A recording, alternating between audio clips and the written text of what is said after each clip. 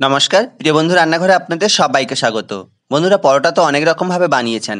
একবার এরকম পেঁয়াজ এবং লঙ্কা দিয়ে পরোটা বানিয়ে দেখুন, অন্য সব পরোটার স্বাদকে হার মানাবে। আর বানানোটাও খুব সহজ, আর অল্প উপকরণ ব্যবহার করে এই পরোটাটা তৈরি করা যায়। এখানে আমি পেঁয়াজগুলো একদম ফাইন চপ করে কেটে নিয়েছি। পেঁয়াজগুলো কিন্তু একদম ছোট ছোট করেই কাটতে হবে। এবার কড়াইতে 2 চামচ সাদা তেল দিয়ে দিলাম। তেলটা ভালো করে গরম হতেই দিয়ে দিলাম সামান্য পরিমাণ হিং। এটা অপশনাল, আপনারা চাইলে দিতে পারেন, নাও দিতে পারেন। এবার পেঁয়াজগুলো দিয়ে 1 মিনিট ভালো করে ভেজে নেব। বন্ধুরা, এই সময় গ্যাসের ফ্লেমটা মিডিয়ামে রাখতে হবে, নাহলে পেঁয়াজগুলো খুব সহজে পুড়ে যাবে। পেঁয়াজগুলো ভালো করে আমি ভেজে নিচ্ছি।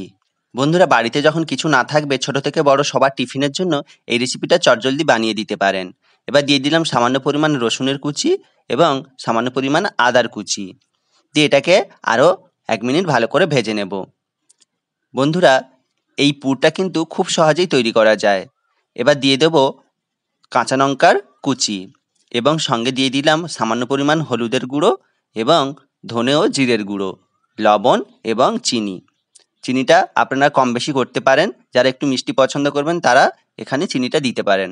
দিয়ে এটাকে ভালো করে আরও কিছুক্ষণ কষিয়ে নেব, যতক্ষণ না পেঁয়াজটা নরম হয়ে যায়।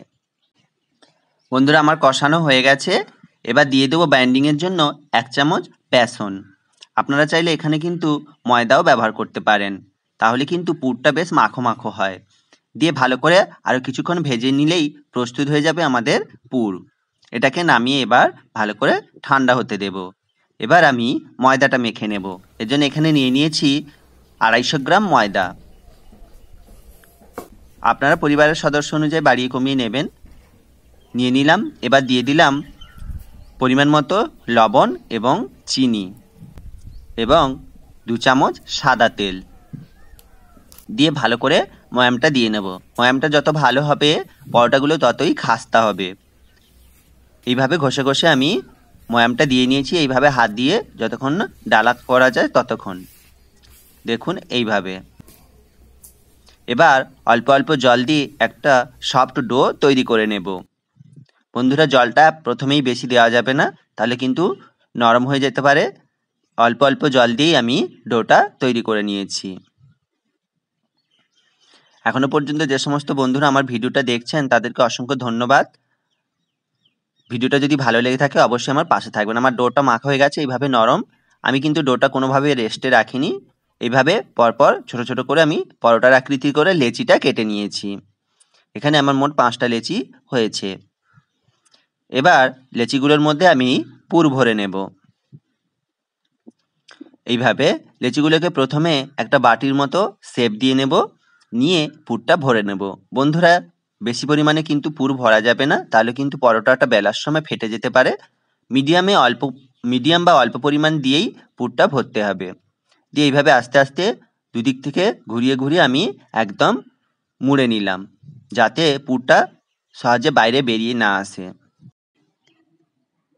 এইভাবে মুড়ে নিয়ে একদম মসৃণ একটা ডো তৈরি করে নেব এবং একে একে সমস্ত ডোর ভেতরে এইভাবে আমি পুরগুলো ভরে নেব।